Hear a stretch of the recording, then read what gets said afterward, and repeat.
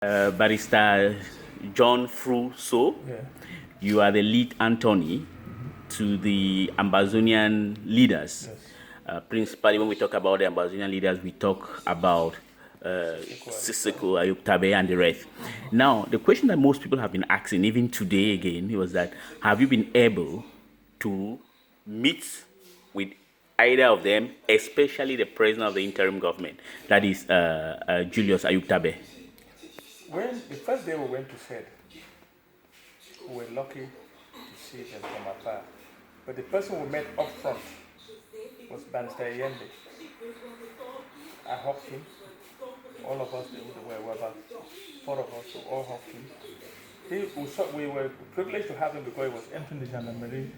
From the cell, he was entering the gendarmerie office for interrogation. So that's the person we saw up front. But AyukTabe and others, we saw them from afar. That's when I convinced myself that they were alive. Okay.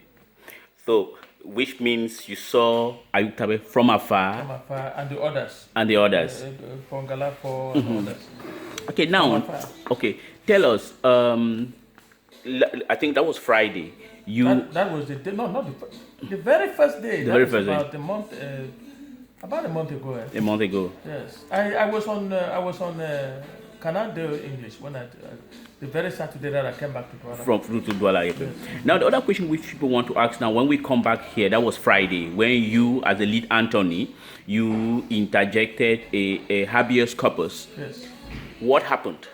Well, you may want to know what a habeas corpus writ is all about.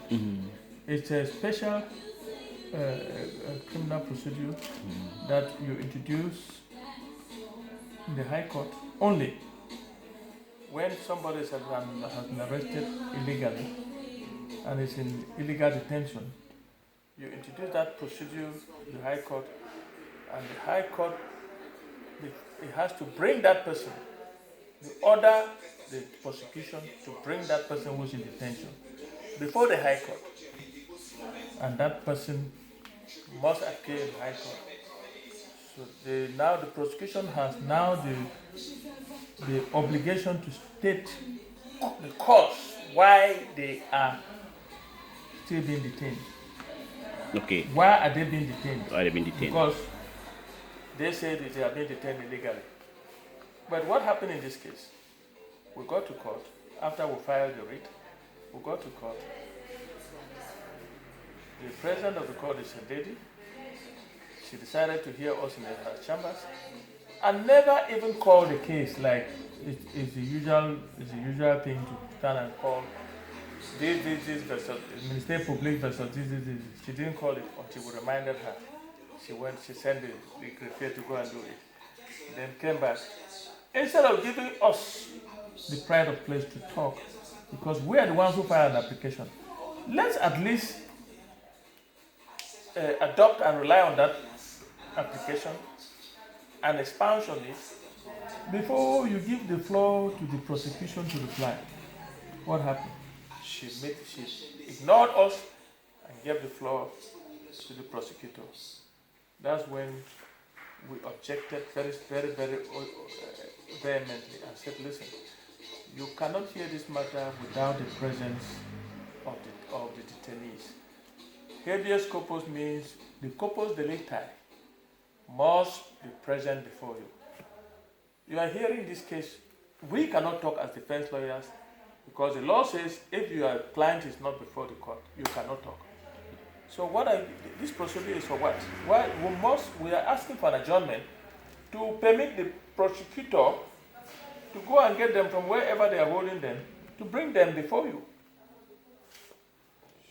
She dismissed us and continued hearing from the prosecutor, who raised an objection about a declaration on oath that we were supposed to attach to the filings.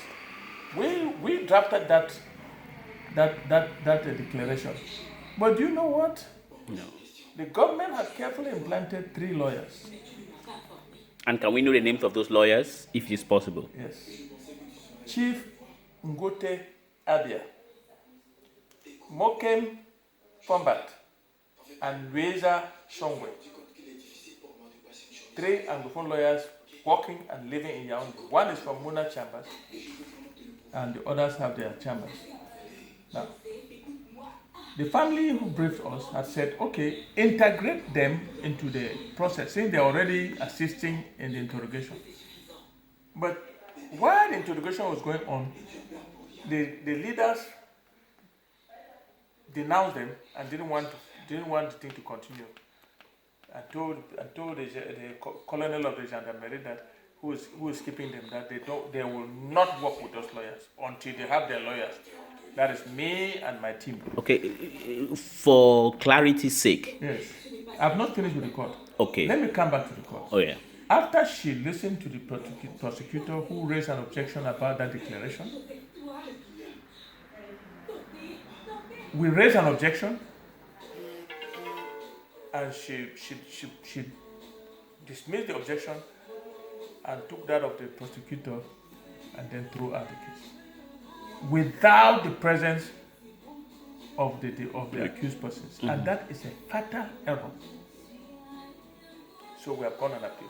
You've filed an appeal. Now, there is a question I wish to ask that the viewers of this interview will want to know. Yes. When you say the government has implanted 3 lawyers, yes, does it mean that your clients were forcefully attached or given these lawyers? Yes. Well, let me explain that further. Good.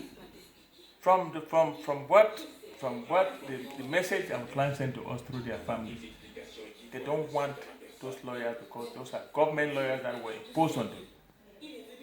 Secondly, would you believe that while we were doing that, the morning that we were supposed to hear that matter, these 3 lawyers went and prepared a withdrawal application and filed in the High Court.